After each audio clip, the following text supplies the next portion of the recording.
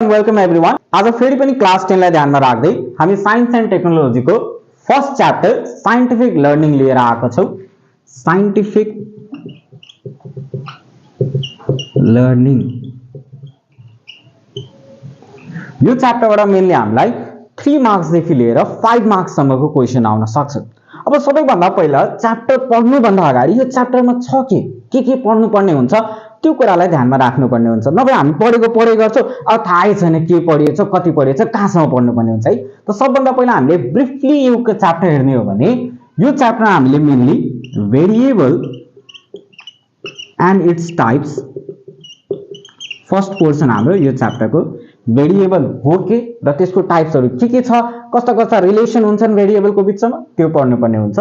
त्यसपछि हामीले units and measurement को बारेमा पढ्नु पर्ने भयो। अब यो चाहिँ सानो क्लासमै पढेर आएको होला हामीले फन्डामेन्टल युनिट के हो डेराइभ युनिट के हो मेजरमेन्ट के हो फिजिकल क्वान्टिटी के हो यो सब कुराहरु चाहिँ यसमा पढ्नु पर्ने हुन्छ। र लास्ट हामीले पढ्नु पर्ने भनेको युनिट वाइज एनालाइसिस हो।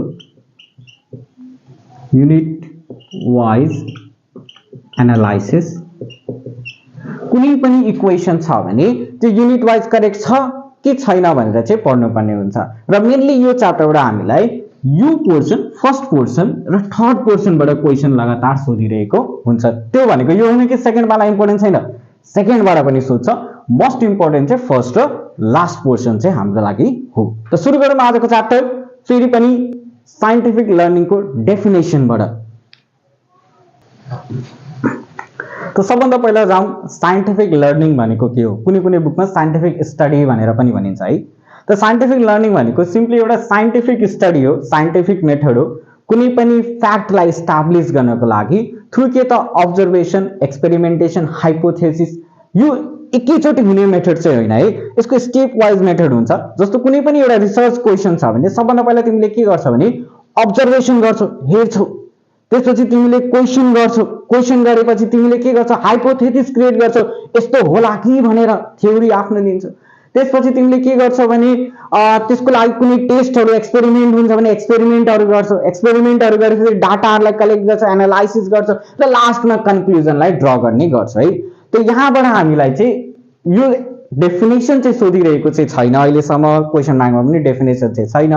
तर के आउन सक्छ भने what is the first method what is the first step of scientific learning भनेर आउँछ है। हामीलाई एमसीक्यूहरुमा सोधेको छ क्वेशन ब्याङ्कहरुमा हेर्नु तिमीले what is the first step of scientific learning. त कुनै पनि साइन्टिफिक एक्सपेरिमेन्टेसन गर्दैछ साइन्टिफिक क्वेशनलाई रिसर्च गर्दैछ भने फर्स्ट वे चाहिँ के हो फर्स्ट स्टेप चाहिँ के हो भने अब्जर्भेसन र लास्ट के हो त्यो पनि याद राख्ने। फर्स्ट अब्जर्भेसन हो भने लास्ट के हो भने कन्क्लुजन हो। कन्क्लुजन चाहिँ ड्रा गर्नुपर्ने हुन्छ है। ल साइन्टिफिक लर्निङ भनेको त हामीले भन्यो के भन्यो भने स्टेप वाइज मेथड हो कुनै पनि फ्याक्टलाई चेक गर्नको लागि।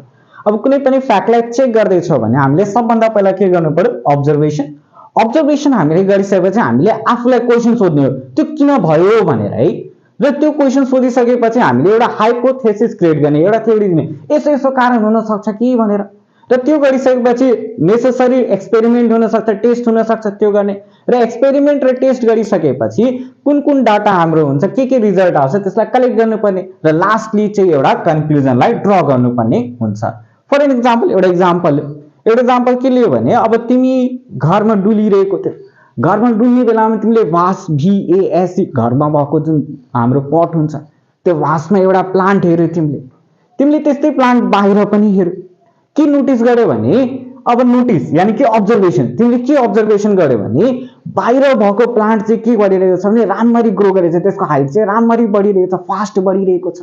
घरमा भएको पटेड प्लान्टको हाइट चाहिँ त्यस्तो बढिरहेको छैन। यो तिम्रो अब्जर्भेसन भयो। बाहिर भएको प्लान्टको चाहिँ हाइट फास्ट बढिरहेको छ, तिम्रो भित्र भएको पटेड प्लान्टको ग्रोथ चाहिँ हाइट चाहिँ के भएको छ बढेको त्यस्तो रेटमा छैन। अब अब्जर्भेसन भएपछि तिमी के गर्छौ क्वेशन सोध्छौ आफूलाई बाहिर भएको प्लान्ट चाहिँ किन बढ्यो होला, भित्र भएको पटेड प्लान्टको हाइट किन बढिरहेको छैन। अब क्वेशन तिमीले सोधिसकेपछि तिमी केही न केही त थ्योरी दिन्छौ हाइपोथेसिस दिन्छौ।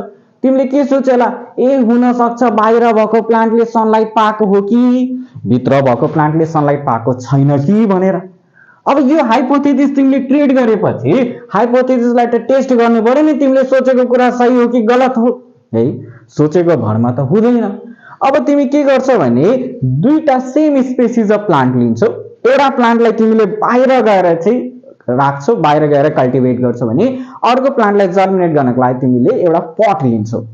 अब एक्सपेरिमेन्ट गरेपछि केही महिनापछि तिमीले के नोटिस गर्यो भने बाहिर भएको प्लान्ट, अब दुईटैमा के गर्यो भने हामीले सेम अमाउन्ट अफ वाटर हाल्यो, दुईटैमा हामीले सेम अमाउन्ट अफ फर्टिलाइजर पनि हालिदियो, तर के फरक भयो? सनलाइट फरक भयो। बाहिर भएको प्लान्टले सनलाइट राम्रो अमाउन्टमा पाइरहेछ, भित्र भएको पटेड प्लान्टले सनलाइट पाएको छैन, त्यस्तो अमाउन्टमा सनलाइट पाएको छैन।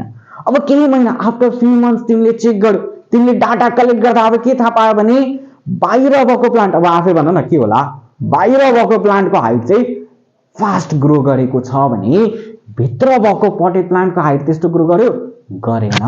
अब गरेन भने तिमीले के दिमागमा आयो, ए हे मैले पानी त सँगै एउटै ठाउँमा राखेको थिएँ, मैले फर्टिलाइजर पनि त्यही युज गरेको थिएँ, त भेदभाव कहाँ भयो? भेदभाव भयो सनलाइटमा। सनलाइट बाहिर भएको प्लान्टले बढी पायो, सनलाइट पटेड प्लान्टले पाएन। पाएन भने हामी के कन्क्लुजनमा जान्छ भने यदि प्लान्टले राम्रो अमाउन्टमा सनलाइट पाएको छ भने प्लान्टको ग्रोथ भयो। किन भएको होला? Sunlight is required for photosynthesis. यदि सनलाइट प्लान्टले पाएको छ भने त्यसमा फोटोसिन्थेसिस भयो, खाना पकायो, खाना पकाएपछि त्यसको डेभलपमेन्ट के भयो त? छिटो भयो, ग्रोथ अफ प्लान्ट चाहिँ बढेर गयो, भित्र पनि भयो, हो फोटोसिन्थेसिस त भयो भित्र, तर त्यस्तो भएन। र यसरी हामी चाहिँ स्टेप वाइज पढ्ने जुन तरिका छ, स्टेप वाइज जुन एउटा फ्याक्टलाई हामीले चाहिँ तयार पारेछौँ, चेक गरेको छौँ, त्यही मेथडलाई हामी के भन्छौँ? साइन्टिफिक लर्निङ भनेर भन्छौँ।